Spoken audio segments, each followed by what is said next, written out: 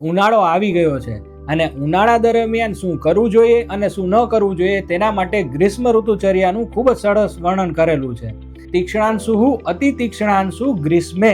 તીક્ષ્ણાંશુ એટલે કે સૂર્ય દેવતાના કિરણો ઉનાળા દરમિયાન ખૂબ જ તીક્ષ્ણ એટલે કે તેજ બને છે. આ માટે થઈને ખારું, ખાટું અને તીખું ન ખાવું જોઈએ. વધારે પડતી કસરત ન કરવી જોઈએ અને બને ત્યાં સુધી તડકો ન લેવો જોઈએ. ઉનાળા દરમિયાન ખાસ કરીને મીઠાશવાળું છતાં પચવામાં હલકું, ઠંડુ અને લિક્વિડ ફૂડ વધારે લેવું જોઈએ, જેમ કે ખીર.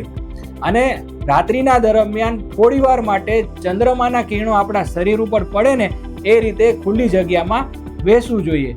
આટલી થોડી કાળજી લેવાથી ઉનાળાની સિઝન દરમિયાન થતી લૂ, અળાઈ, શરીરમાં ગરમી, નબળાઈ, ચક્કર આવવા, માથું દુખવાનું ઘણી બધી વસ્તુઓથી બચી શકાશે.